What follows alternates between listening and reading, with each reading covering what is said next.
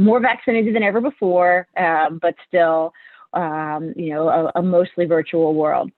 So our first item for update is I'd love to take you through where we are in the child care transition. And again, very pleased and want to, before jumping into the detail here, a huge thank you to Secretary Carey, to Commissioner Storin, for our state government partners who have really worked shoulder to shoulder with us for more than a year to help make this transformation and this transition a reality. Next slide, please.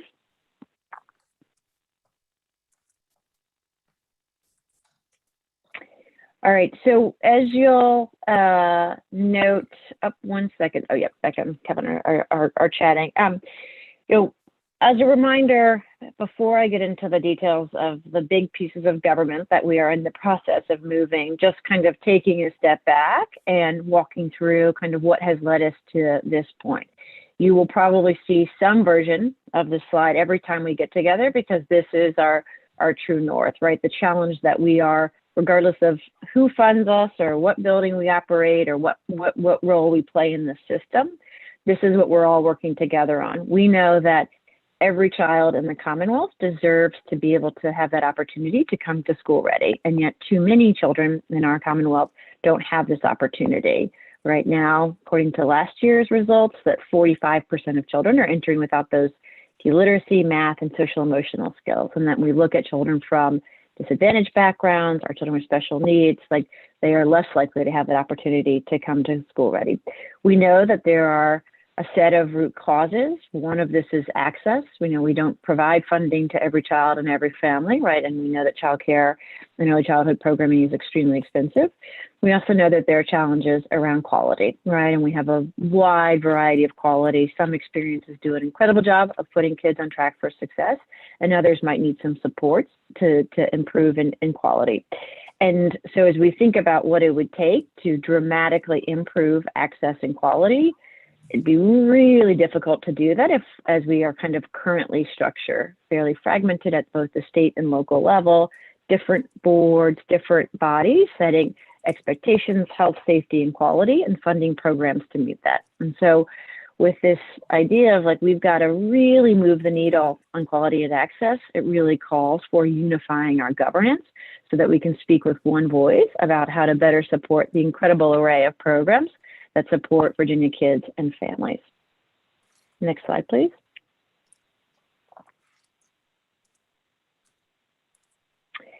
With that in mind, just bringing us back to our vision, a vision that came about initially through the work around the preschool development grant here in Virginia, one that we've talked about as a group when we all kind of inspired each other with our stories about what we wanted to achieve, but really to sort of lay out that we've got an ambitious vision for our early childhood system. We believe that we can work together. We believe in unification, and we also want to build a system that is more affordable, more accessible. Families can choose quality. Families are engaged as their children's first educator. I know we talked quite a bit about that last time. We want to make sure that quality is not out of reach from our providers who are furthest from opportunity, not out of reach for our families who can't afford to pay. We imagine a system, right, where we are inclusive, we are supporting everybody to grow, we are making sure that you have resources that meet the need of your educators and programs, and ultimately that we take all of the resources, federal, state, local, and work together to reduce some of the longstanding inequities, increase opportunity in a way that is thoughtful and responsive to, again, the incredible diversity of our sector, the incredible diversity of the groups and memberships that we represent. You know, this is now, this law was passed, as I'll talk in a second, pre-pandemic, but I think if anything, and I know we've talked as a group about the impact of the pandemic on our sector, but it's more important now that we unify and speak with one voice as we seek to build back better our early childhood system here in the Commonwealth. Next slide, please. With that in mind, as I start, before I kind of get into the details, I will also remind us and reflect on kind of the path to get here.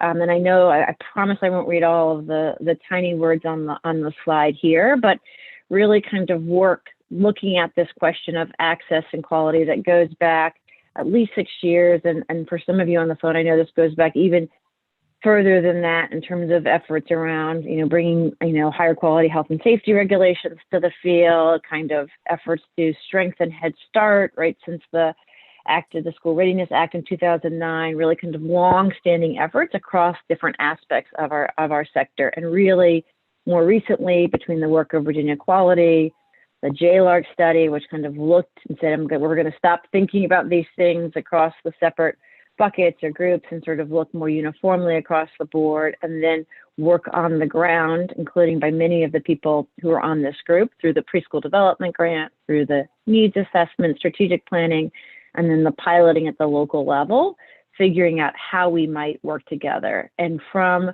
this collective work across our Commonwealth for several years, and in response to listening sessions that Commissioner Storr and Dr. Lane and I did around the state, really felt it was really important to put into law the type of legislation that would unify us, right, would very clearly establish one group, our Board of Education, one governing entity, our Board of Education and our Department of Education, to oversee early childhood care and education out of the home. It also called, as you'll remember, for the creation of this body, right, recognizing really two things. One is that this was new space for the Board of Education, and we have Dr. Mann, who is our duly representative of early childhood, on that board, but really recognizing the broadness of the sector, wanting to make sure that there was an advisory committee to the board. And secondly, that as we looked across our various programs, making sure we had a group that we could go to that was truly reflective of all of the diverse voices of the sector. That law was passed last year. It also, as we'll talk a little bit later today, called for the creation and the adoption of the Uniform Measurement and Improvement System. The law is important, one, because it kicked all of this kind of into action, and I'll talk about what's underway right now. But also, secondly, that folks said to us when we talked about how we could better organize ourselves to achieve these goals of increasing access and strengthening quality. And folks said, let's be candid here. One of the real challenges that we face here in Virginia is a one-term governor, right? Or sort of at least one consecutive term in terms of a governor. And that we feel like there's sort of one will move in this direction and we pass an executive order, and then later we move in another direction, right? And that if we're going to do this under Governor and First Lady Northam, we would want to do it in a sustainable way in partnership with our General Assembly, right? Not just the executive branch of government, but the legislative branch as well, and to put something into law, into code in Virginia so that our incredible stakeholders across the state can trust if we move all these things, right, that there won't be a whiplash, right? We won't sort of flip back in 6 months or in 12 months. And so that partly led to the law and really kind of a sustainable way to call for change in a way that we knew could help assure some of those fears and reasonable concerns, right, around how do we know we're not going to change all this back or make another set of changes in 6 months, and putting this in law with the broad stakeholder engagement, the bipartisan support that it had last year was all a really important part of that process. So with that in mind, if we can go to the next slide and we'll get into some of the nuts and bolts here. All right, so all of the letters, lots of things on the slide, but let me just kind of walk through what has moved, what is being moved, and what will be moved in terms of all those various tenses of the English language here that are kind of part of this. Working very closely with the state agencies, from the Department of Social Services to our Attorney General's office to our technology and our facilities folks, but we knew we'd have to move this in parts because it's so big. Fundamentally, you are moving oversight of a very large block grant, the Federal Child Care and Development Block Grant, from the Department of Social Services to the Department of Education. We moved 2 smaller pieces last summer as a way of phasing this in and being able to kind of work together for some of the planning for the measurement and improvement system. So last July 1st, Tana Jeffries, who joins us as an ex officio member here today, moved over, as did the office, the Head Start State Collaboration Office. And so we've been able for the last year to connect more closely with our Head Start grantees across the state and to firmly establish that within the broader Division of School Readiness here at the Department of Education. We also moved over those staff who previously worked at the Department of Social Services, who oversee the quality work. And so when we think about it at the end of the day today, when we're talking about the measurement and improvement system, there's a set of contracts and partnerships that the state has with groups across the state that support quality improvement and professional development for the early childhood workforce, particularly those who work in family day homes and childcare settings. So these are our partnerships like the Infant Toddler Support Network, Virginia Quality, other sort of resources, the scholarship program, the workforce registry. Many of the folks on our call today are involved with this, but the kind of array of resources that support the workforce and quality in the sector. And really important that we move those over, these key staff over, as we thought about building out the uniform measurement and improvement system. So these teams, these staff, and these contracts moved over to the department last year, and we've been kind of working with the field. So those are the parts that are complete. As of July 1 of this year, we have kind of three other key aspects happening. So the first is, as of July 1, the Department of Education will become the lead agency for the block grant, which means we'll be responsible for assuring that all of the responsibilities are followed and doing the planning and the policy setting for everything from licensing to child care subsidy to child care quality, right? That sort of being in charge. It also means that when you have a global pandemic and many of the relief dollars flow to the same entity that receives the block grant, that we will also step up and be in charge of the allocation of the relief dollars. So we've worked very closely with Secretary Carey, Commissioner Storn over the last year as they've been working to support CARES and CRSA. And then as we move into implementing the American Rescue Plan, or ARP, that will really be the primary responsibility of the Department of Education. So that's number one. Number two is oversight of the child care subsidy program. And again, this is the really important voucher or subsidy program that serves families from birth to age 13 across the state, providing them with a child care subsidy or voucher that they can use to choose a preschool or before and after care program. The key thing to note here is while we are moving oversight of the subsidy program, so the Board of Education, Department of Education will set policy for the child care subsidy program, which families are eligible, set rates, some of kind of the parameters and the conditions, that the Department of Social Services will continue to actually run the program, okay? And this is largely when we were out in the field, hearing from families, hearing from practitioners, hearing from local stakeholders, we realized that there was a real value in having families to be able to use Common Help, the Virginia VACMS, or the kind of the Unified Case Management System. Families appreciated being able to go to, our 120 local departments of social services across the state. So you could apply for food assistance and job assistance and healthcare assistance and childcare assistance at the same time. So we didn't want to sort of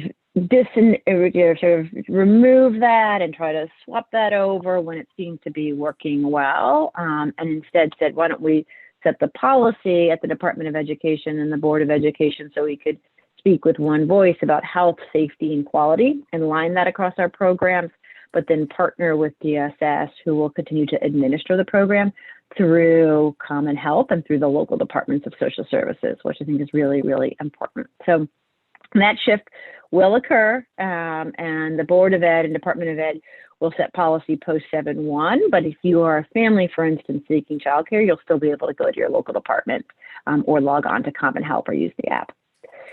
And lastly, childcare licensing. And so childcare licensing, which I want to be really clear, is very separate and distinct from teacher licensure, right? Childcare licensing is about the health and safety of facilities. teacher licensures, about licensing of K-12 educators. But childcare licensing will also move over to the Department of Education. So right now, working very closely with DSS, we have separated adult and childcare licensing. Adult more focused on those long-term care facilities. We will be moving a team right now, just over 100 individuals who are located at sort of regional offices across the state, and they will all become Department of Ed employees as of July 1st, and that team will then also become part of the broader Division of School Readiness. So we will have folks that are thinking about quality, we have folks that are thinking about access from preschool to Head Start to child care subsidy, and we have folks that will be thinking about health and safety, specifically licensing, but kind of working as one broader team at the Department of Education. Important to note, we know this is moving a lot of people and a lot of processes. We've also been supporting the recovery, whether that's financially or otherwise, to a global pandemic. And so we are not changing any of the licensing rules as of July 1st. So we are moving over the regulations from being Department of Social Services regulations to Department of Education regulations as is, with the goal, I think as we talked with you all last time, once we've moved it over, it's stabilized, right? We're in a place where we can kind of take a step back and then look at alignment. That then we would bring it back to the Early Childhood Advisory Committee, any changes potentially to the subsidy program or to licensing. Next slide, please. So with that, just one more graphic to kind of walk us through where we are. So again, we, in response to the law, launched this group earlier this winter. We are working day in and day out to get the final details of all of these pieces in place. We have cooperative agreements between our Commissioner Duke Storen, and our Superintendent James Lane, that lay out each part of this, right? Both the things that are moving and that, like licensing, as well as how the Department of Education will work with the Department of Social Services to run the subsidy and make sure we've got a seamless transition around the relief funding, because we know those resources, for instance, have been so important to the child care sector.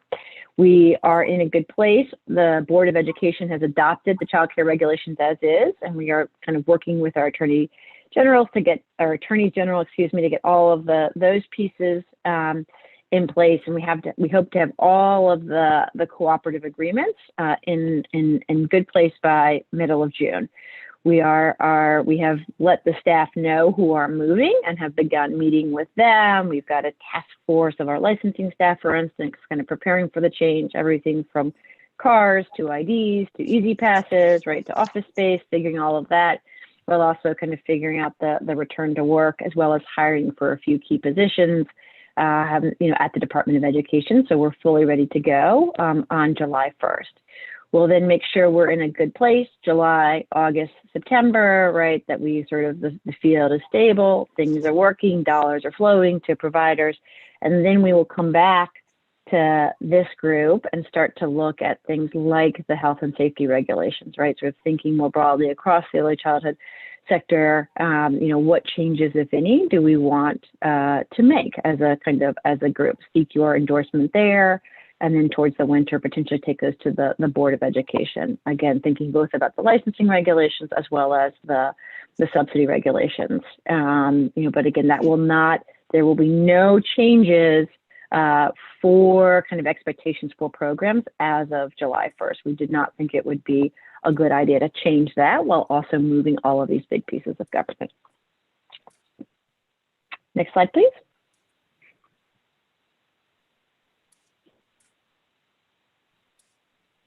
So lastly, just a few items that are keeping us up at night as we get closer and closer to July 1st, right? 6 weeks, but who's counting? But the key things, making sure things are in the code, everything's boxes are checked, I's are dotted, T's are crossed.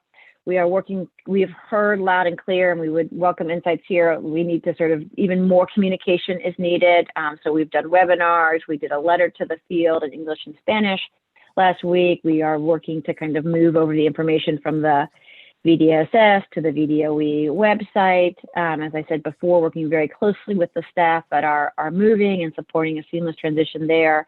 And again, sort of, continuing to get out. We're doing a webinar, I think, walking folks through what is changing and what is not changing a little bit later this month or in early June. And then, in real time, working very closely with with the Department of Social Services, with our Joint Secretary, the Secretary of Education, the Secretary of Health and Human Resources, as well as the General Assembly, on trying to make sure we can continue to expediently get out the COVID relief guidance, the relief money, the sort of guidance as we return, as more folks are vaccinated, and also the financial assistance. So lots of balls are in the air, but really trying to work collaboratively and closely to have this be as seamless a transition as possible on July 1st, and then hopefully be able to come back to you all later this summer and begin the really exciting work about thinking about how we could strengthen our guidelines.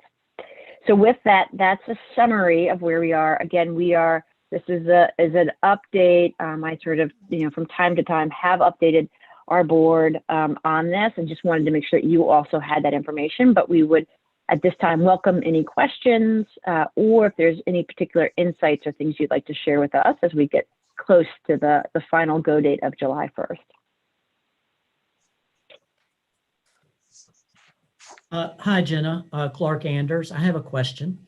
Child care centers received an email from the Department of Social Services about 3 weeks ago from Edwina Williams, referencing a public comment period that was getting ready to end, finalizing childcare regulations and I think really to come in line with block grant qualifications. The timing of that seemed a little odd when we're maybe going to be diving into all of these regulations in the fall. Do you have any opinion or knowledge or anything you can share with us regarding that?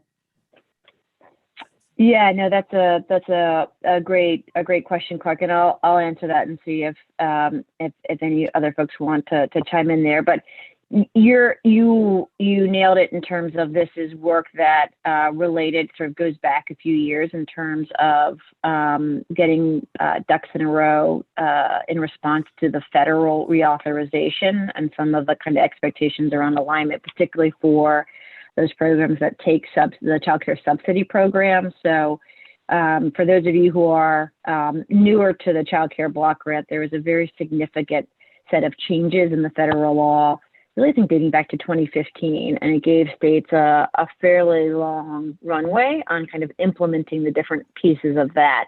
And this is something that was underway, I think, for at least a year, if not longer. And then we had actually pushed back the start in response to the kind of the pandemic and what is going on. But think it makes sense because, in terms of just getting in full alignment with what's expected of the feds, and I believe it's on September 1st is the implementation date for that, Clark.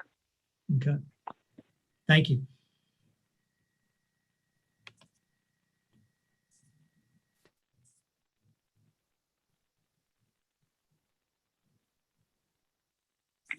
Other questions or thoughts as we get closer to the full transition point? Hi, this is Bev. I just have a question about the web page. Let's just say, for instance, we are navigating the DSS web page now to get forms to try to find out information. What type of information? Are you just transferring everything over to another web page? And then that web page will be like totally reformatted, totally different design and everything? And so I guess my question is, will it be better organized than it is now, easier to find forms, and will it be more friendly to all different types of people that need that information, including people coming right off the street who want to open their own school? It's really, really hard. When I first moved here, I was very shocked at how tough it was to navigate that web page and find good information. Mm-hmm. Really appreciate that feedback, Bev. We are thinking about this in stages. I think the kind of first thing is making sure, right, that we've got all of the right content. And so right now, kind of cataloging everything that exists. I think obviously some of it will need to have DOE logos, right, and all the kind of sort of the changes there. And then I think the technical term is to migrate it over to our site. It will likely in the beginning have a fairly similar organization, just to kind of so that we, just because folks are familiar with it. And then I think as we get it over, we make sure that that we've kind of everything came over, we're not missing anything. I think we would certainly be open to if there are ways to better organize it to be more accessible. I know that I will share that the VDOE is more broadly, the Department of Education as an organization is looking to redo its website. There are some challenges there too. So, but the key thing is we do want to make sure in the interim that sort of everything's available. And so we've also talked about there might be a point where you could go two places for a little while, just in case, you weren't totally aware of the transition. And if you happen to, plug in the childcare VA and it routed you there, we wouldn't want you just to get a broken link. So we'll probably have a little bit of redundancy for a little while, get it fully moved over, make sure that there are no gaps. And then I think we would love feedback on how to better organize it. We just actually made an offer today and was accepted on a new communications individual. So kind of fully building out somebody or hiring somebody, to kind of help us support that work, Bev. And I think thinking through how we can better organize and present some of the materials is helpful feedback to have. Yeah, thank you. One thing I wanted to note, just kind of piggybacking on that question, is this is something that's come up in other settings, and would just like to say it out loud to you all and anyone else who's listening on the live stream. Is so we are in the process of creating, kind of DOE kind of mirror image forms of the licensing forms and background check forms and everything that are currently available on the DSS site, but we will continue to accept DSS, labeled and formatted forms, and any of the sample forms that are available that meet the DSS regulations. Again, all the regs are moving over as is, and so any of those kind of DSS issued sample forms will continue to be. You'll be in compliance if you're using those forms for things like your attendance tracking or other things. So just want to make sure folks know, yes, we are in the process of kind of doing a DOE issue of some of those resources, but we will continue to accept for an extended period of time any applications or other things that come in on DSS paper, because we know that many people just kind of have that on hand, and ultimately it's all collecting the same information.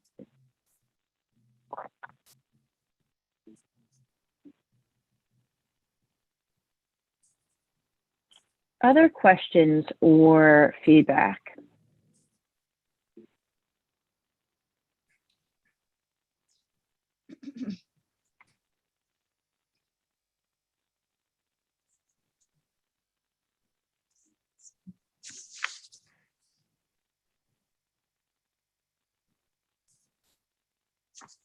So Jenna, I don't have a question, but my feedback is thank you, because as a provider on this end, my thoughts are, I know this is going to be detailed and a lot of work, but as you were going through step by step, this is quite the undertaking. On our level, we are really excited about all this. So I'm just going to say, thank you. I really appreciate all of this, and our hopes are, as an outcome, that our profession is greatly valued because of all this hard work. Well, Thank you, Angela. I appreciate that. And I would be remiss if I did not do a shout out to Commissioner Storn and our colleagues at the Department of Social Services. It is hard to move this much and change this much, and to have, I think we lost about a month in April of last year due to the pandemic. But other than that, virtually from kind of different corners of the state. Folks have really worked together to figure this out. Our licensing specialists, lots of unknown for them, and they have systematically helped us figure out, how to make these pieces work. And so we are also excited and appreciate that. We know we'll need a little bit of grace. There will be some bumps. As some of you know, I have done this in another state before, and there's always things that you don't anticipate. And so we have been really thoughtful about how to manage the workload in July, anticipation that some things, might go wrong. But, and we will make sure that everybody is good and nobody is nervous about their licensing getting renewed. Like we'll take care of folks. We also will make sure kid safety is our top priority. And so kind of making sure we're clear on the complaints process, and the cases where we might be worried about kids being in harm's way will be a top priority, but really trying to kind of be as thoughtful as possible. The other thing before we move on, and I would ask for this group's help in this as well as spreading the word. If something's not working, please let us know. And I think that, when whether it's at just the early childhood at doe.virginia.gov, but I've often found, I think it's a good sign when people trust us enough to say, hey, this isn't working as expected. And we might not be able to resolve it overnight, but we really do appreciate the feedback, right? I mean, as Bev just noted, we would like our website to work better for programs, right? I know I was talking with some folks this morning on different aspects of programming that can work better for kids and families. And one of the things I know that's true for both the DSS leadership and for the DOE leadership is we appreciate the feedback, as it does help us get better in terms of serving our providers, our educators, our families, and our kids. So thank you so much for that appreciation, and huge thanks to all of our DSS partners. So with that, and in the spirit of partnership, let's then move on to our next update item, which has to do with our Child Care and Development Block Grant Triennial State Plan. And just wanted to make sure, I thought when Clark was asking about the public hearing, it was referencing this, but I want to make sure we're all on the same page as it relates to the state plan, which of course also falls right in the middle, right in the midst of this transition. And so our partners at DSS have done the lion's share of the work in terms of pulling this together. I'm excited to be able to present it to you today, make sure you're clear on what it is, and make sure that we as an early childhood advisory committee are getting the word out to the field in advance of the June hearing, so that folks will have the opportunity to offer their perspective, their feedback, their 2 cents, which will be important both for the shaping of the state plan, but actually more important for us when we come back to looking at the guidelines for subsidy and licensing in the next year. And if you'll give me a minute, I'll explain how this will all work. So if we go to the next slide, please.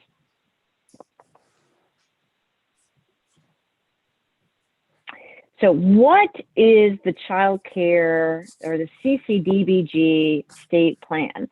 So the state plan is a very lengthy, I think we're talking 200 plus pages here, very lengthy plan that each of the states is required to complete, that outlines how they approach every aspect of the block grant. So how they approach licensing, how they approach the subsidy program, how they approach the quality investments.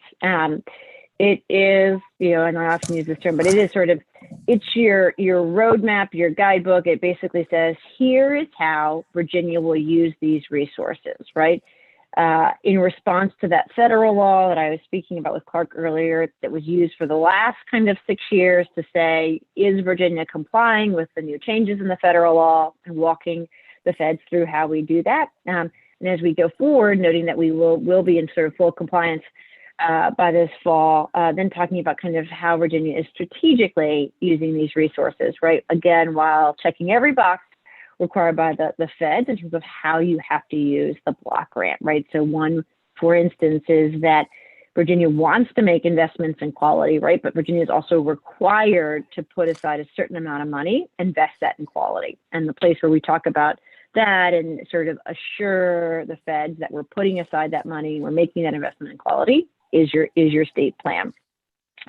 In some ways, a state plan is like a grant proposal, right? It sort of talks about how you'll use the dollars, but in some ways it's also not. Unlike a grant proposal where you sort of say, here's how I'm going to use these dollars, and you're kind of making a commitment, for a period of time. The state plan is much more flexible. So as you read it now, it talks about how we currently use the dollars, but it's really important to note that we can make changes to the state plan at any time during the 3-year period, right? So I know folks have asked me, well, if we're going to change subsidy, right? Let's suppose we're going to make some changes to subsidy in the next year, is this going to be a problem? What if we've committed to running the subsidy program in this way, and then we realize in October, right, we want to change it? That's okay. I know it's sort of hard to believe because normally you say, well, the feds aren't flexible, but in this particular instance, whether we want to change rates, whether we want to change eligibility, whether we want to change how we fund quality or how we do this, again, as long as we're not violating any of the federal law, states are allowed to make both small changes and big changes at any time during the 3-year plan period.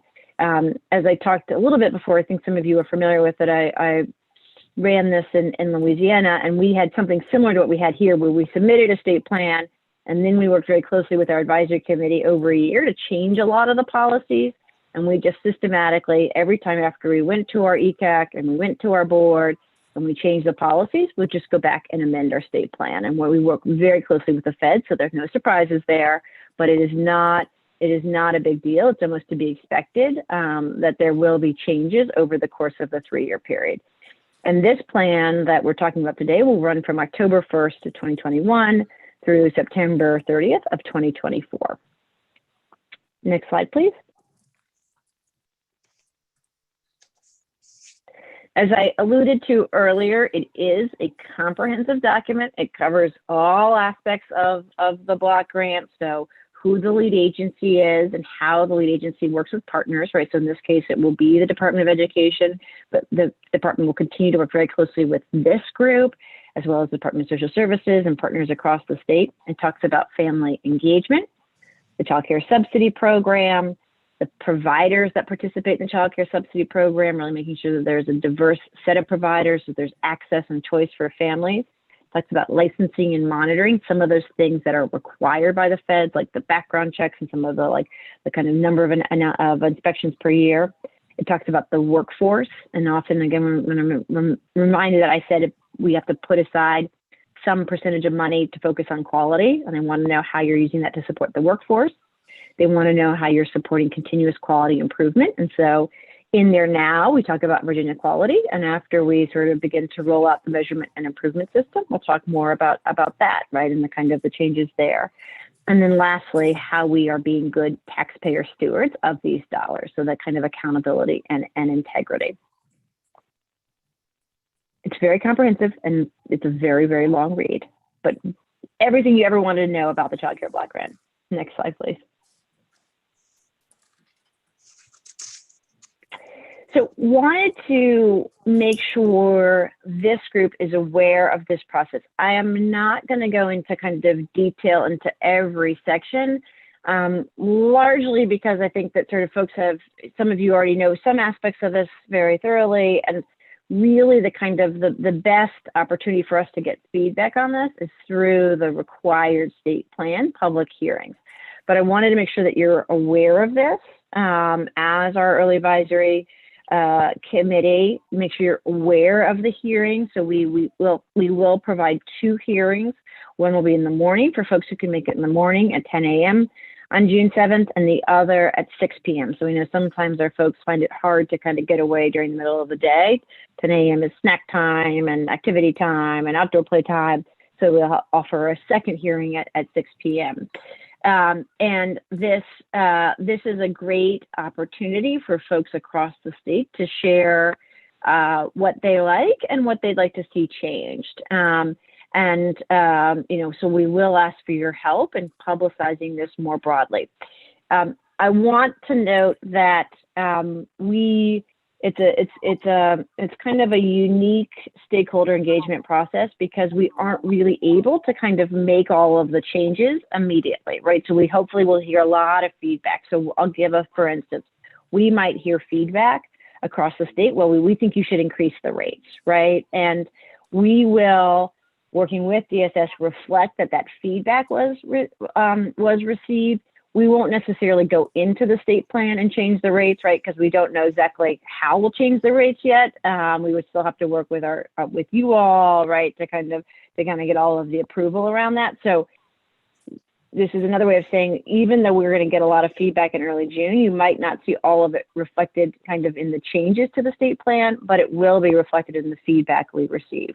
And why it's important for this group, beyond helping us publicize this, is that this feedback is what we will bring back to you next year when we kind of come and revisit these policies, right? So as we are thinking about, all right, how would we strengthen the subsidy program, we will first go to the feedback that we received on the state plan, right? And so we're working really hard right now as we sort of hear people, and we've talked about the listening sessions in response to the COVID pieces. We're saying, if there's something you think we should change about subsidy or licensing or quality, please share that feedback with us on the state plan, and then we will collect all that feedback.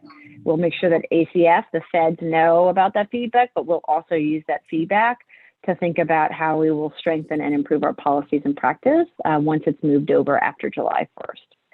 And as I said before, if we make any changes in policies in partnership with you all on the board, we simply make amendments to the state plan after the fact, and that is not at all a big deal.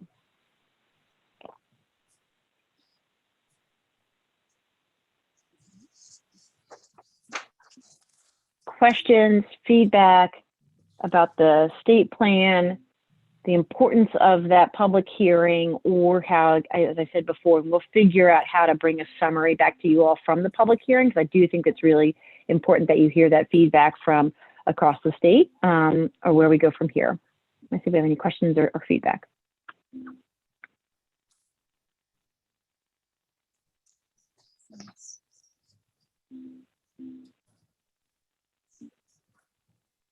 Jenna, this is Shaiki. Quick question. How would the public hearing notification be sent out? Would it go out like in an email blast so that the early childhood community is aware? There are a set of things required. That's a great question, Shaiki. There are a set of things required by the feds, like including like newspaper notification and sort of broad outreach. Let me see if, what is it called, a lifeline? See if Becca knows others, but there are a set of things that we have to do. And then if there are other ideas, we're open to that. We would love to kind of get the word out more broadly. I know we'll probably use the listserv for DSS to all kind of licensed programs, but if there are other ideas, please let us know. Yeah, I know that it has to be posted on Childcare VA, and I believe, Jenna, you're right, that it should go out via some of the DSS listservs.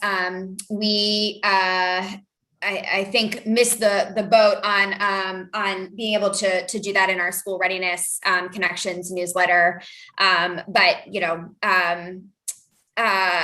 we can ask Tondua to share with the Head Start directors so that they're aware.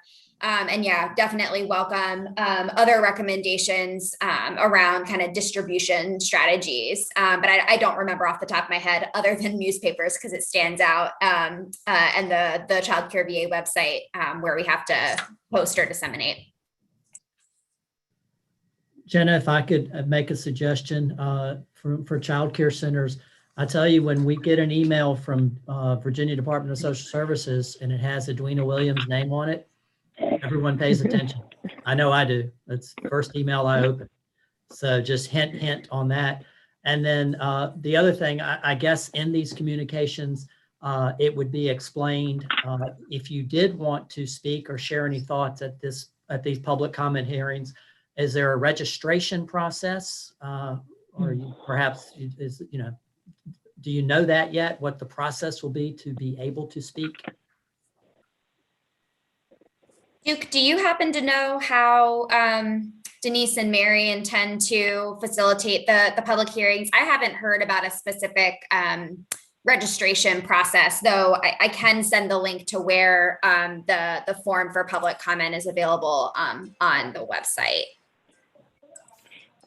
Rebecca, I don't know offhand, but I'll contact them now and see if I can get some information before we get off the call. Okay. Hello. Hey, Mark, how are you?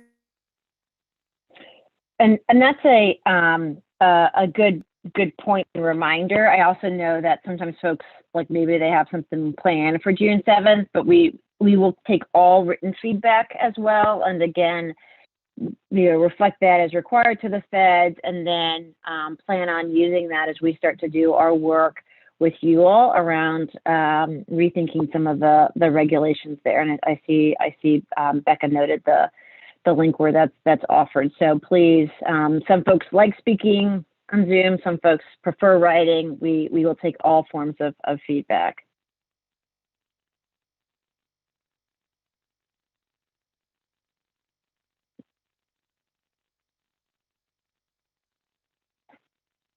Other questions, concerns,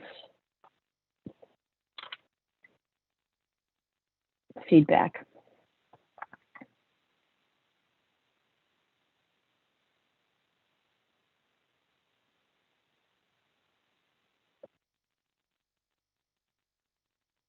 All right, so hearing none, let's go ahead and move on to our third item. So, very excited to bring back to you all a discussion and seeking your endorsement on the Unified Measurement and Improvement System. It feels like months ago, March, right? It feels like years ago. It really wasn't, but it does in COVID time feel like years ago. But we were very pleased to receive, to really have a great conversation with you all in March, and then to receive the endorsement with the 3 recommendations, and to be able to make a set of changes and take that to the Board of Education in April. It's a 2-step process with the Board of Education. So they have first review and second or final review. And so we are bringing this back to you because, 1, we wanted to update you on where we are, and 2, because we will need to take it for second or final review in June to the board before putting it into action, for next year. So what I'll do today, and what we'll be seeking endorsement of the guidelines, and that was a document that you received last week. But rather than just walk us through the guidelines, because we did that pretty thoroughly last time, and everybody paid great attention. What I really wanted to do is just sort of remind you of the highlights, take you through what has changed, right? And I think we had 3 recommendations from you. We also received some other feedback from the field and have made sort of a set of changes as a result, and then get into the details of how we'll begin to implement that. Because I know that was a question, right, and something that I often hear both from this group and from the board members themselves, in terms of, right, that oft used phrase, the devil is in the details, and really how will we implement, and how will we do this in a way that's thoughtful and inclusive of all of our providers. So next slide, please. So this should look familiar to you, but just a reminder on what we're trying to achieve here, right? And kind of reflects back on what I said at the very beginning and why we're doing all this work to unify. But we know that our system doesn't equitably prepare children for success, right? And so we've got to make sure that we have more access, and we've got to strengthen quality across our array of programs. We want to make sure that all children, particularly those who are furthest from opportunity, have access to quality teaching and learning experiences that meet their unique needs. And we think that will take both unifying, right, so we can all agree and kind of come to agreement on what we want across our family day homes, childcare centers, early Head Start, early childhood special education, and preschool classrooms, whether in public or private settings, right? So that we can all agree that we're rowing in the same direction and working towards the same end. Once we're clear on that, we'll want to measure and support, right? And really kind of understand where we currently are, where our strengths lie. And we talked a little bit about this last time, the importance of a strengths-based approach, looking at what our educators are doing well and the ways that they interact and support children's learning and development and use curriculum, and where there are gaps, right? And how we can better support them to be successful with supporting the learning and development for all kids. And then looking at our improvement supports and really thinking through how do we as a system support of our educators, particularly those who might be sort of furthest off the grid or least connected, and prioritizing those who need it most, so that we have a system where our educators are supported to kind of be a little better tomorrow, right? To continually improve and to bring their resources, bring their strengths, bring those assets, and continually improve in their interactions with kids so that more children in the Commonwealth have the opportunity to come to school ready. Next slide, please.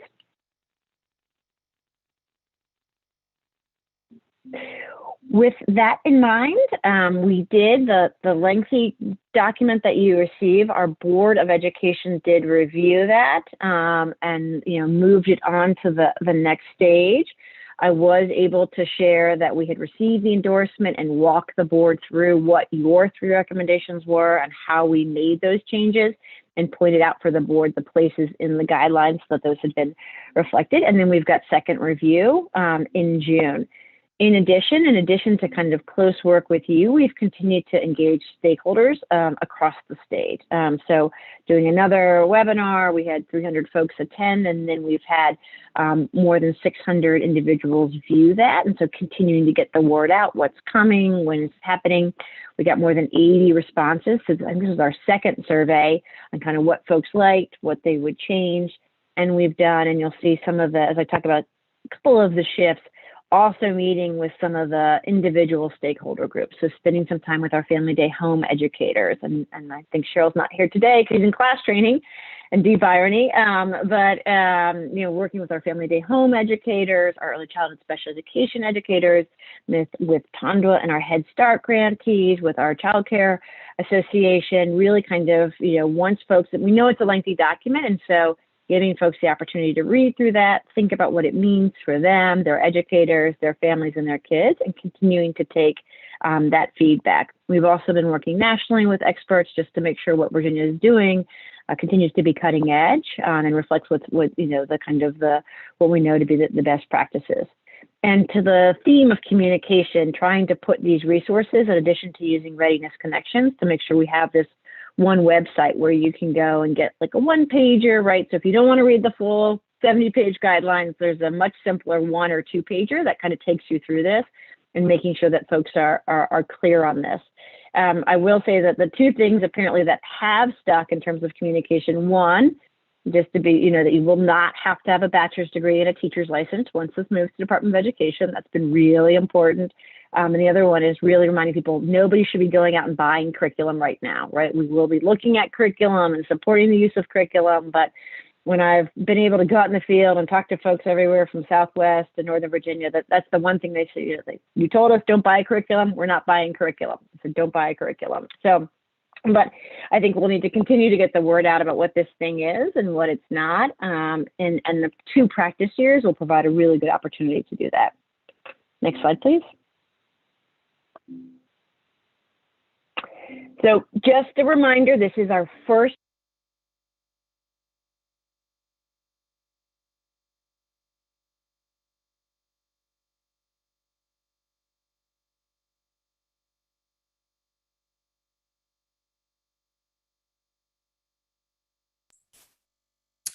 Looks like Jenna lost audio, so she will be hopping back on here in just a sec, folks.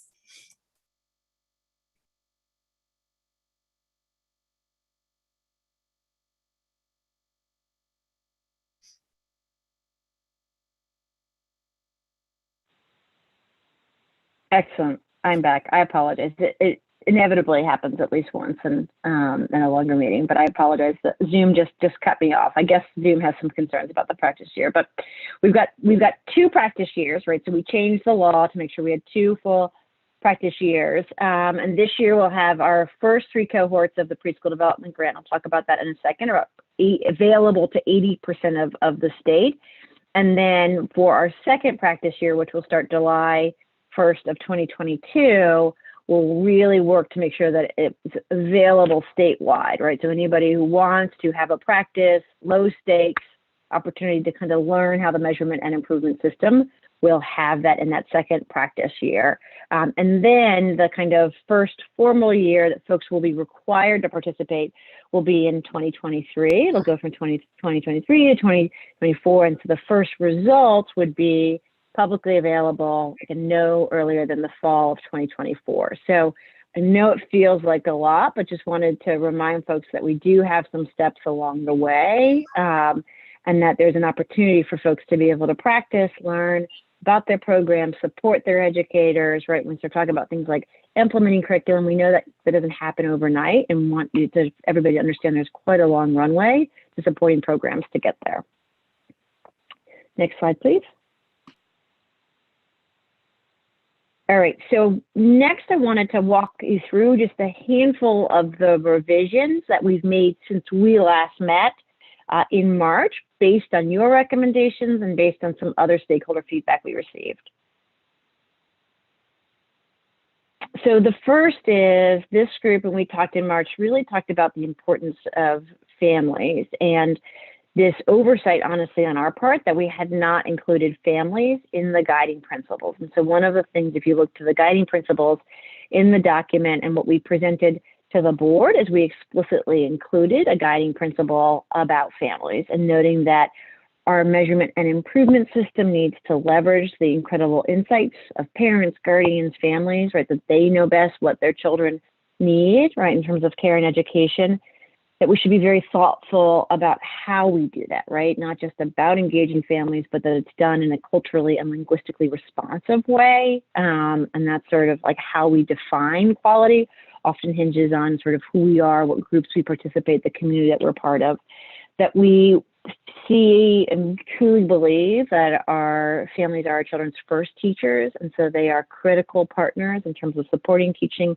and learning. And then that ultimately we want to support family choice, right? And again, the intent of this system is never to kind of put program against program. That is not at all our intent, but helping families understand, you know, as they think about the needs of their child, do I want a small program or a large program, right? We ultimately believe all can be quality, but helping kind of families think through what might make the most sense based on the unique needs of their children. And so those are the things that we need to have in the back of our mind. And thanks to the feedback we've received from you, you said this has to be a guiding principle. We need to spell this out and kind of hold ourselves to that over the course of our work over the next 3 years. And so we have done that and reflected that. And I think that's a really important point. As I just noted on the timeline slide, we won't be sharing a lot of this kind of quality information until 2024.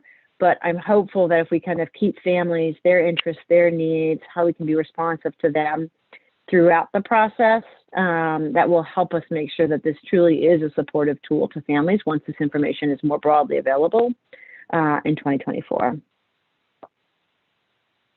Next slide, please. The other, and I saw Mr. Turner on here, but we talked, and Ms. Wilberger, but we talked about the really importance around folks believed in, you know, that it's useful to measure teacher-child interactions, right, in a consistent, comparable way across the board, but really wanted us to pay special attention to those classrooms that serve our littlest learners, you know, with disabilities, with special needs, particularly those inclusive classrooms. And so we took that advice and made a few changes in the guidelines to really kind of, you know, continue to use class in these classrooms, but also to pilot with the kind of the ICP or tool, the inclusive classroom profile, and really to kind of work closely with these programs to sort of see where those are aligned, where those results look similar, where there might be difference, and then to kind of bring that back to you all in terms of insights around if we might need to shift the guidelines. So We will make sure in practice year 1, we have a set of classrooms for which we're using both the ICP and the class, that we are engaging the educators in those classrooms about the use of both tools. And then we are thinking about what we learned from those classrooms about the observation and the improvement processes and bringing that back to you. And we think about kind of practice year 2 about how to make sure that we are fully supportive of our inclusive classrooms, our inclusion classrooms, right? Those classrooms that serve all of our children, including those with disabilities or with special needs. So again, huge thank you for that advocacy, and we wanted to make sure that that was explicitly reflected in the guidelines, and it is now. Next slide, please.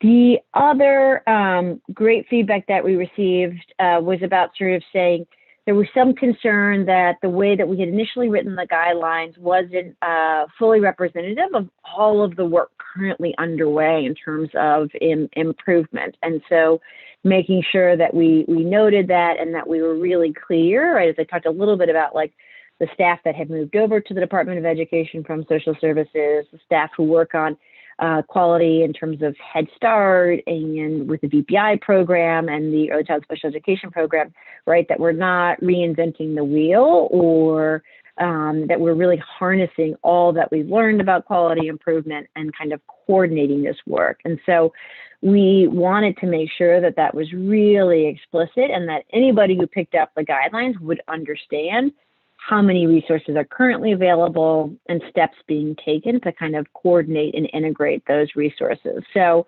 and it's more than 20 partners. We did a quick count as we were sort of funded either federal or state, and quite frankly, we're adding to this list with some of the relief dollars when we think about kind of mental health consultation, other things. But we now have that kind of comprehensive list explicitly included in the guidelines, right? So folks can pick this up and understand what's available.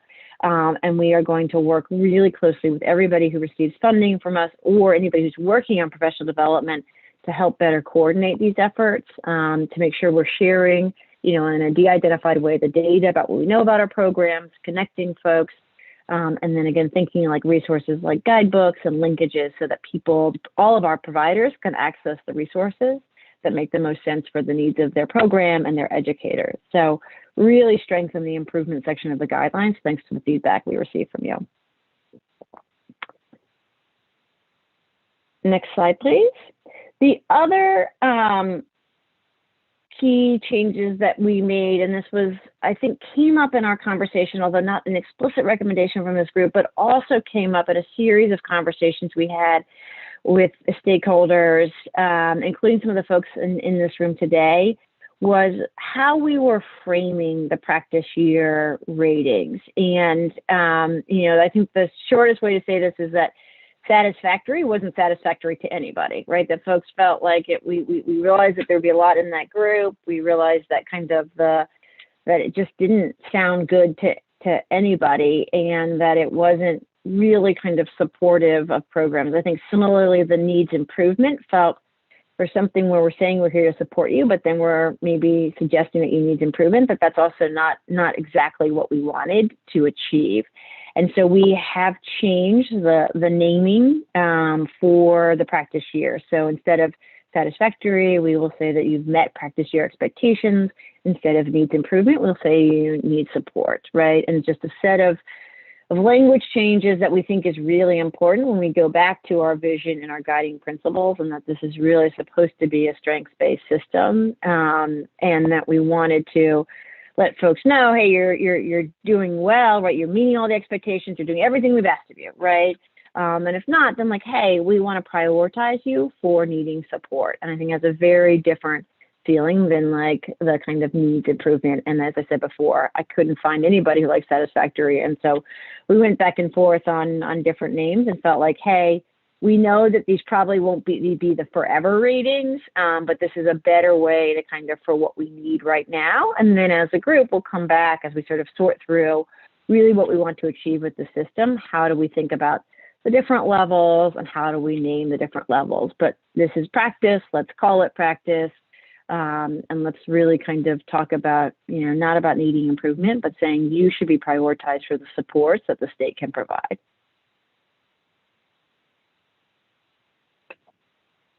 Any questions? I'm going to pause there. See, any questions about the kind of the 4 changes, 3 that came explicitly from the recommendations of this group, the 4th that came, I think, sort of collectively from the feedback we received in the weeks leading up to the board meeting.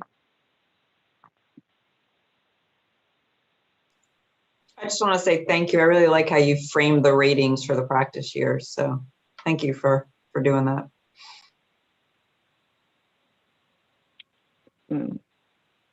Absolutely. We want to be responsive. All right. Well, keep thinking on questions and feedback. I'm going to then just walk us through how we're thinking. We're kind of getting into the excitement of the doing, right? The devil is in the details. So what I'm going to do now is just, our last piece is just walk us through kind of how this will work. This is what I will likely walk our board through in June, right? So again, we've already kind of been pretty clear on the guidelines. We'll see if there's any outstanding questions, and then I'll kind of make sure we're all clear on where we go from here. So I want to make sure I share this with you first. So we'll go to the next slide, please.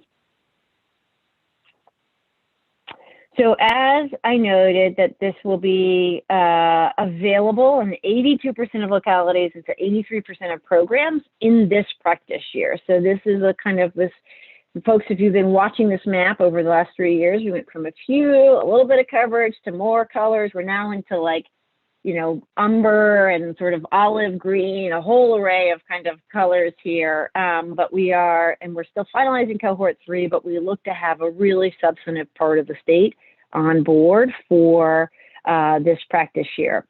Within our cohort 1 and our cohort 2, we also are increasing the number of publicly funded programs, right? So you both are sort of more communities, and within those communities, more providers are being included. And then we're bringing on kind of cohort 3, which is kind of going to cover a pretty significant part of the state. So in more of the state than not, you will be able to participate if you receive public funds, or even if you don't, you're interested in participating in this practice year.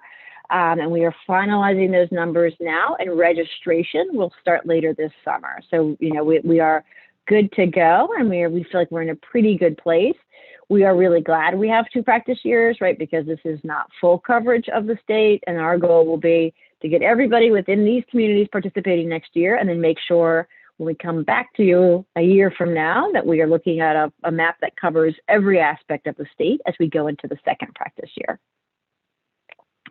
I should also note that each of these communities is receiving funding to do this work. And I know that was really important. We talked a little bit about that last time, but when you are a PDG grant, it means you, one, receive funding to do these class observations, to convene partners, right, to support programs, to use Link B5, the data portal. And 2, it means that your child care and family day home educators, your educators who are not employed by schools, who work 30 hours or more a week per kid, are going to be eligible for the educator incentive. And we will make sure that the educator incentive will be available for all programs that take public dollars that are participate in PDG next year. Next slide, please.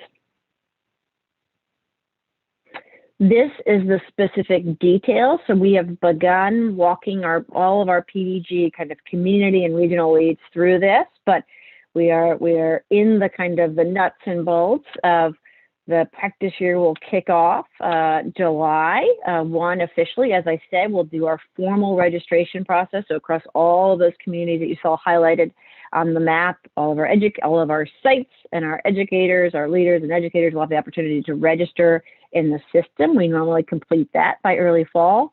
Then the local class observations begin. And so those are occurring across our infant and toddler, preschool classrooms, our inclusionary classrooms, right? The whole array of classrooms. I think we're over 1,300 class observers statewide, and hopefully if today goes well for Cheryl, there'll be 1,301.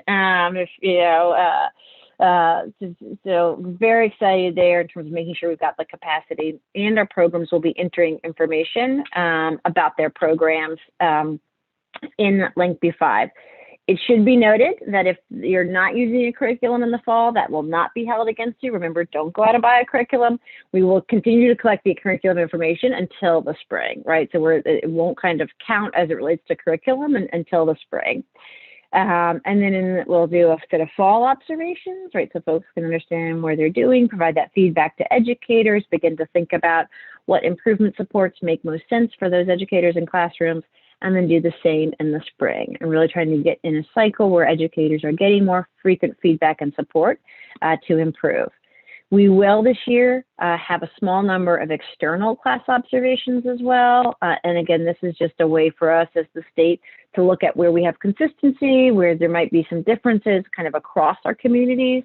And that's kind of important data that we'll come back and share with you when we think about kind of how accurate we are as a state, right, kind of across communities. Next, we'll bring updates to you all this year, sort of how many classrooms have been completed, what our participation levels look like, what we're learning from implementation. And then I think we'll create next summer the practice year results and share those with everybody. Hopefully, we'll be bringing everybody on board spring of 22, and then we will begin that second practice year. And then next fall, in a very private way, we will make sure that everybody who participated in the first practice year receives their results. And again, the other kind of key thing that's happening here next summer is continuing to align the incredible array of improvement supports to make sure that we are supporting improvement, the coaching, the training, the professional development that folks need that really matches up with what we're learning from the field. So it's an iterative kind of continual improvement process. Ooh, I feel a little overwhelmed just looking at this, but we can do this, folks, we can do this. Next slide, please.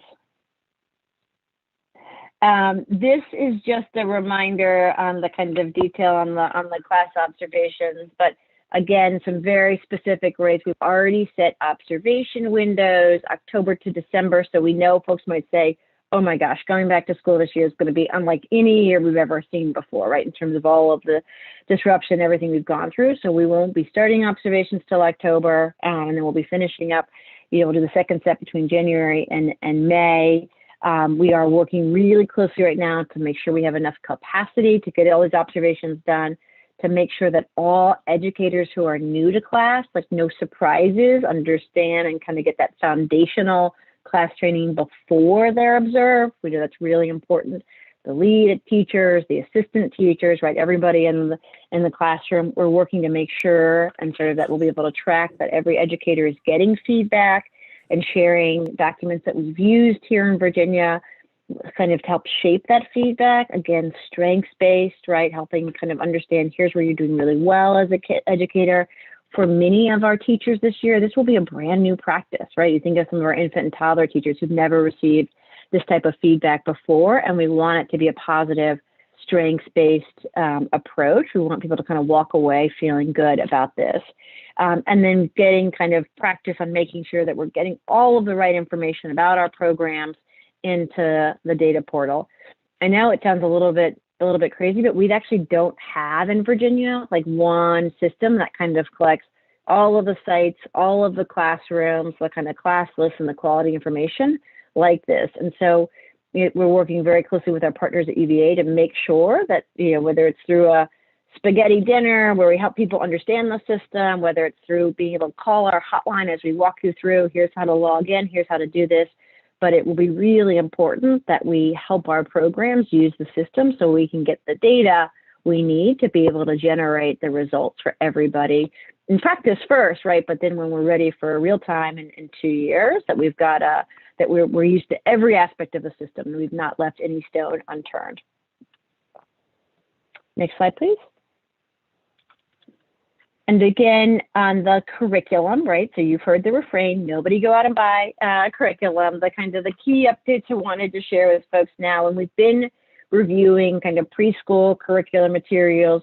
We, beginning July 1st, we'll kind of make sure that we fully expand to birth to 5, right? So if you're using something you love, please let us review that first, right? We're not going to ask people to switch if they're using something that they love and that it's aligned with, it kind of meets the expectations and is aligned with the standards. We will use our curriculum and instruction website, and we're really going to add more and more resources to that over the spring and summer, right? And so that you can sort of you'll know how to submit your curriculum.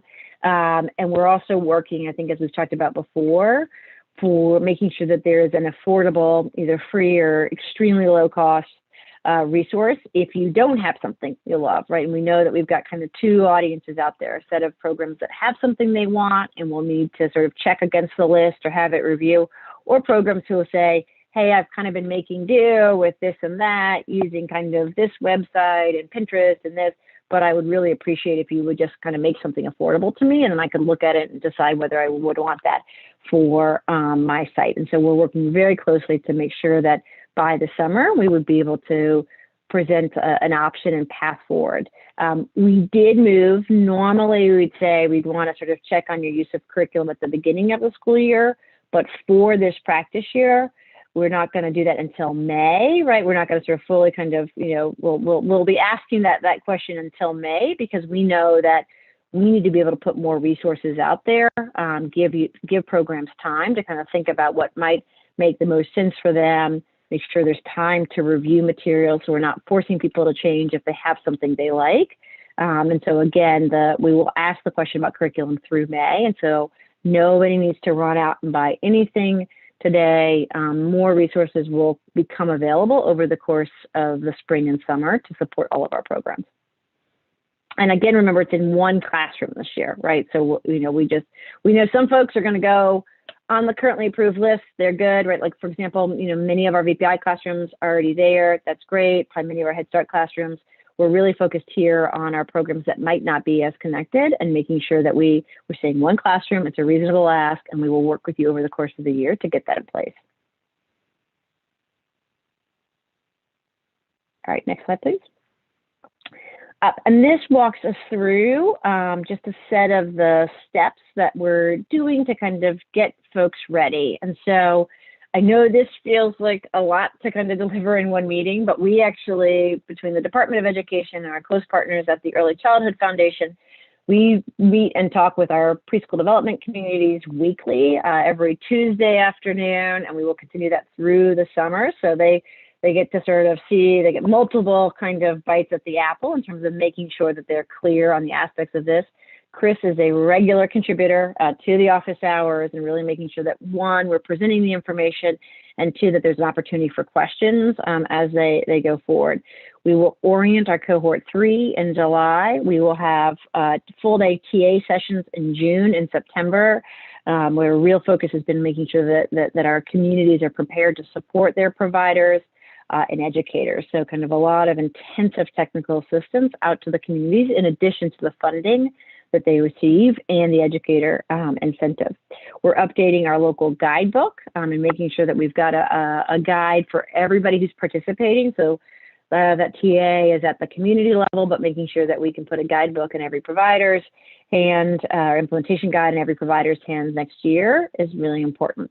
We're strengthening Lengthy 5. So the kind of, we learned feedback over the last 2 years. Here's what works well, here's what doesn't, to make sure we have a better technical system by the time we register everybody in the late summer.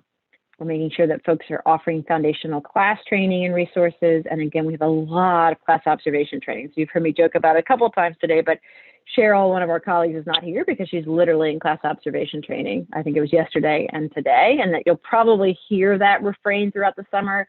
Sorry, can't respond to your email. I'm in class observation training. We're trying to use as many of our resources, infant, toddler, preschool, to kind of get folks trained as we go into this first practice year.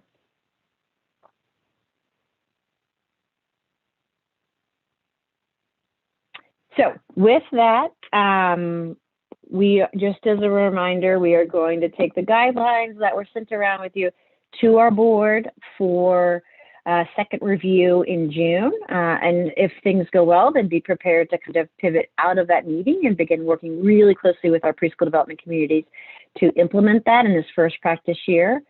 We walked through 4 really important changes, 3 of which came directly from the recommendations we received from this group in March, and I really think make the document stronger. And so huge thank you to you all for your candid and constructive feedback. And then, as with all the slides I just presented, we are busily working to make sure that our communities, our programs are poised for success in this practice year. So again, it's just practice, right? We're just learning as we go, but really wanting to make sure that they have resources, that we're doing a good job of communicating expectation, that we're supporting every educator, and that we're prioritizing those who are most off the grid, those who may have faced the most challenges, in the last year, right? And really being so sensitive to the fact that we're all coming out of a global pandemic, and we want to move forward with the practice year. I think there are real advantages to observing teacher-child interactions and being supportive of kind of improving the warmth and responsiveness of our classrooms as we're supporting our kids and families and educators to recover, but also being very thoughtful. And again, nobody will be required to kind of participate. We want to be very thoughtful this year, but also give people that chance to practice and learn. And so we can bring back to this group what we've learned from doing this in 80% of the state come next spring. So let me pause there. And then at some point, Shaki, we'll take some questions first. And then I think we will ask for, kind of a second endorsement of the guidelines and approach here. But let me pause first before we do that and see if there's any questions or additional feedback or thoughts that you'd like to share with the group.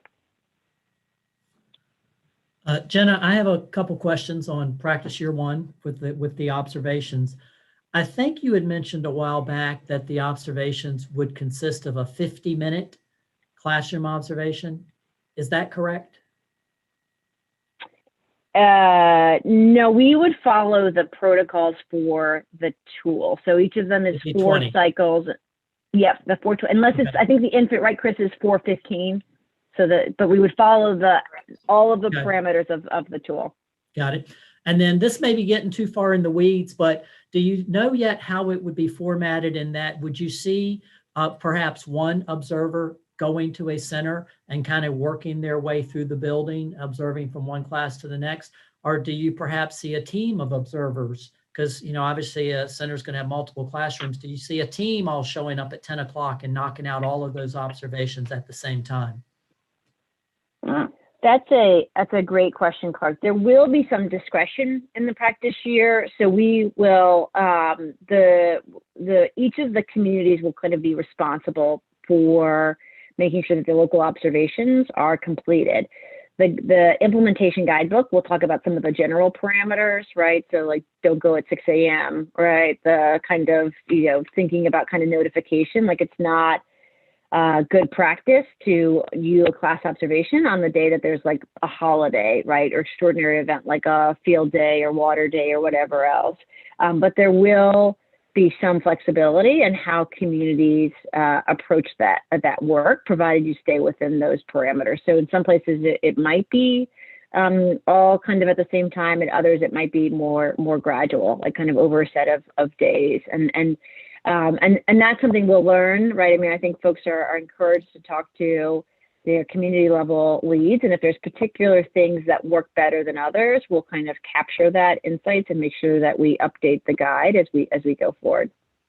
Okay, great. Thank you. And I'm sorry if I can just go back to this for a second. So if we are going to follow the class tool, and that's 4 observations, but the practice year calls for 2 observations, how is that going to play out?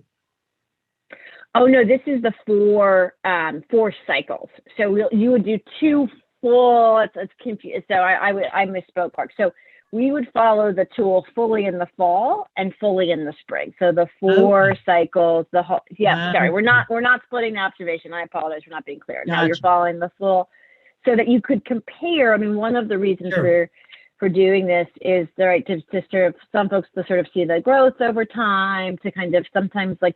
You might have a great day, or sort of a bad day in the fall and a better day in the spring. So kind of having more than one. We often hear that sort of nobody likes a one and done, like just one a year. So this is the reason, but it would be comparable because it'd be the full tool, both in the fall and both in the spring. Great. Thank you. Hi, Jenna. I just would like to, I'm going to talk for the teachers that are second language speaking. When the class observer goes, I think we have to make sure that they know the language, because majority of the kids probably will talk on the other language, and the person that goes, if she doesn't know or he doesn't know, it's going to be very hard to measure. So I don't know where we can recommend that or how we can add this, but I think it's very important and fair for the children and for the staff that is being observed. Absolutely. Yeah, Cecilia, and that's a really, really important question. I think there's three subgroups where we're really going to look at this guidance and make sure that we are providing the best possible guidance from the state level. The first is classrooms in which other languages may be used, right? Because if you're looking to kind of measure those things and you don't understand what is being said, like how can you know whether they're being responsive, right, to the needs? And yes, you can tell some things from facial expressions, but like you can't tell them the language, you can't tell them the kind of things like the feedback loop. So we will provide some kind of explicit guidance around that. I think the second is our inclusion classrooms, right? And so as we talked about before, really looking at, in addition to that pilot, we've been working really closely with Teachstone over the last 2 years around if the developmental needs of kids, like they may be age 4 years old, but developmentally might have some of the kind of be more at the sort of the milestones of 2-year-olds and how that might affect, which tool you use and how you think about it. And you need some expertise in the kind of developmental situation, what's going on in that classroom. And then the third group is our family day homes, right? And just the mixed age, different setting, really making sure that, that we are capturing those experiences in a way that's sort of fair, consistent, and comparable. So I think we'll talk in that implementation guidance on all three of those things. I imagine there'll be some bumps along the road, Cecilia, right, where somebody will go and they won't speak the language and they realize they maybe can't complete the observation, right? And we'll have to figure out how to get somebody in there who can understand what is going on. But we take very seriously, like, our obligation to get an understanding of what kids experience means we need to be very thoughtful about those three subgroups or kind of situations. Jenna, those But we really three appreciate things that. those three things that you go. just outlined seem to come through pretty strongly as part of the guidelines in the booklet that you sent out to review. So Yeah.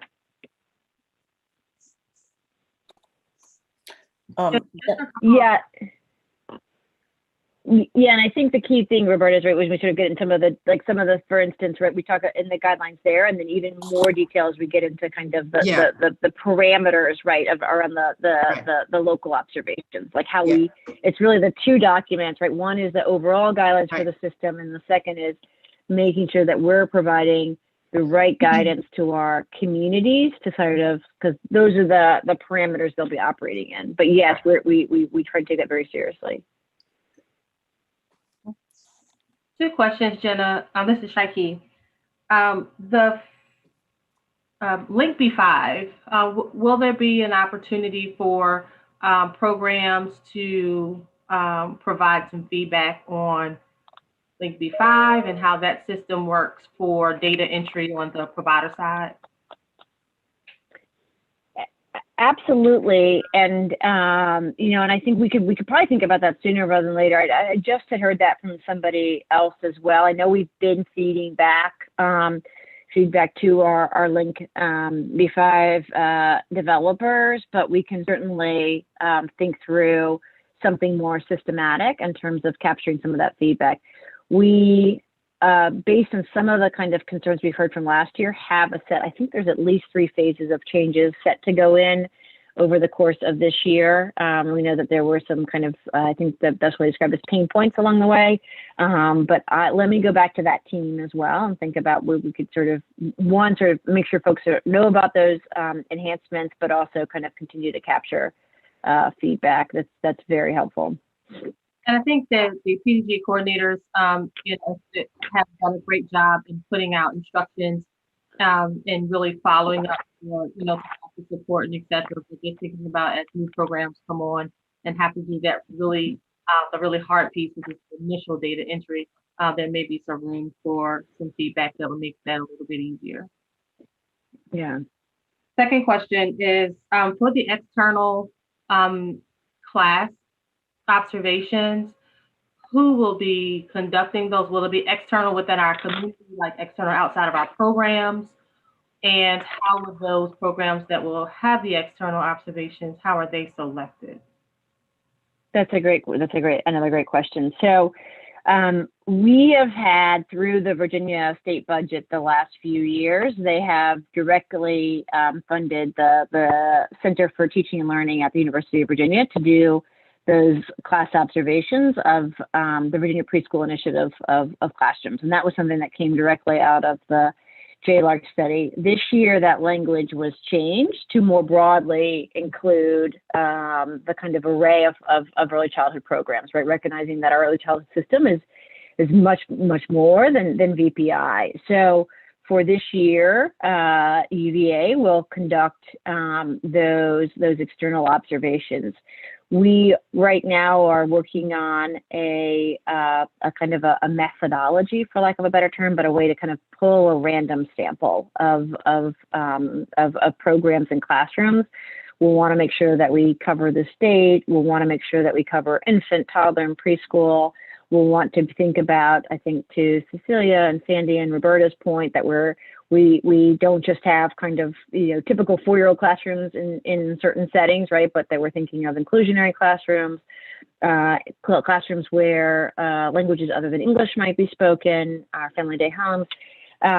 And so we'll kind of pull together a randomized list. And then we were actually thinking about your very question, Shaki, as we were working with UVA on this. We're right now kind of thinking through how we'll communicate it to programs, right? And just again, this is not punitive. This is not a punishment, right? Helping people understand that we're trying to kind of capture data, why we're doing it, making sure there's enough notice, some of those details. So we should have that, and we'll probably, I said yet again, we'll probably need another 1-pager on that so that we could get it. But everybody would be notified of a kind of a time window, again, so you could let us know if there was some extraordinary event. We'll be kind of really clear on the parameters, right? The letter would say what's happening and why. I think to Cecilia's point, we should think about making sure it's available in other languages, just so we have full understanding with our providers, and kind of working through some of those details. But there will be plenty of notice for these observations. Thank you. Jenna, this is Sandy. I was wondering if, as you talk about, well, first, I'm thrilled about the ICP. So thank you guys for looking at that with their young children with disabilities. In section 4 of the guidelines, when more information is discerned about how that's going to roll out with the pilot, which classrooms and all, will you add more information, say in section 4, the way you added about class and what information folks will need and what's going to be collected and how it's going to be collected and all of the above kind of thing? Absolutely, yeah. I think, and again, thinking about that kind of implementation guidance, and then whether there's a supplement in that for that specificity about ICP as we work with our TTECs. That's a great point, Sandy. Yep. Thank you.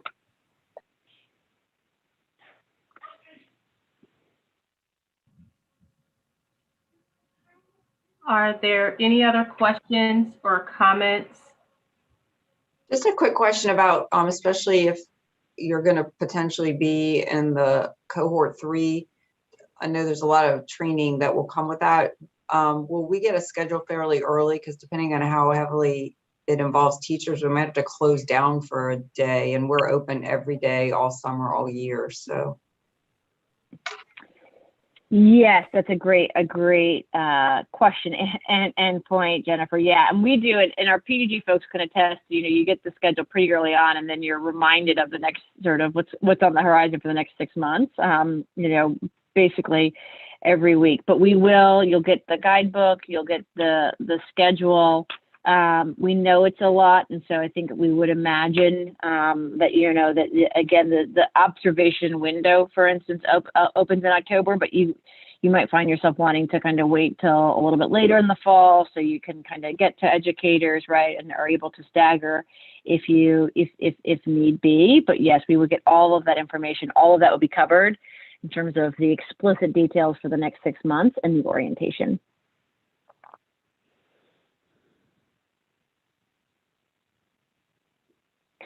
The other piece, and just we're in a very good place on this, thanks to the actions of our General Assembly, but we are going to be able to offer all educators who are eligible. And so again, this is educators at programs that take public dollars who work directly with kids 30 hours or more per week, provided you're not employed by a school system. So whether you're Head Start in a child care center, that takes subsidy, or Family Day Home that takes subsidy, for the educator incentive. And so cohort 1, cohort 2, cohort 3, all as educators will be eligible. Everybody will need to register this summer. And I think to the point that Shaiki made about Link B5, really making sure we're supporting everybody to fully register, but we are very excited between the federal funding and the state funding that we will be able to cover all of the eligible educators next year, which is just very, very exciting.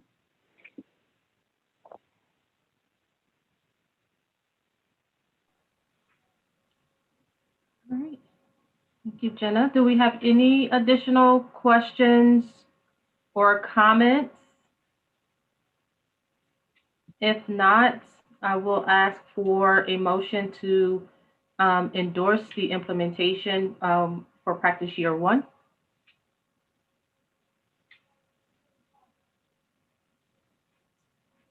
I so move. Clark, I second. Thank you. Motion has been made and properly second. All those in favor say aye. Aye. Aye. Aye. Any opposed? Ayes have it, motion carried. Thank you, Jenna, for spending the time to answer our questions and address our concerns, particularly in the last meeting, and adding those recommendations and submitting those to the DOE for their endorsement as well. And so we look forward to moving forward with the implementation plan for practice year 1. Excellent. Thank you. This is really, really exciting. We've got a lot of work ahead of ourselves, but this is the most important work. So we are very excited to be able to roll this out, to bring on cohort 3, to support the rest of the state, and to support our educators. I believe with that, that's our agenda today. It was a lot of timelines and a lot of information. I'm trying not to talk too fast, but also not wanting to keep you here late in the night. But this is very exciting. We are, again, fully moving on target for the transition. We want to make sure that you know about the state plan and have the opportunity to participate either in the morning or evening, or if you can't make it, that you can submit your written feedback, and Becca will send that around over email afterwards. And then we will take this endorsement very excitedly to our Board of Education in June. We will make sure Becca will send out the information if you want to live stream that and hear me present much of what I just presented to you all. A shorter version. We're limited to 10 slides at the board, but to present this to the board, and then we will come back to you all. I think hopefully, not going to let everything will be transitioned over. We'll be moving ahead, and then we'll roll up our sleeves and begin to really look at these policies and practices. Thank you, Jen. And our next meeting is July 14th at 2 p.m. And so we will stand adjourned at 3:51. Thank you all and have a great night.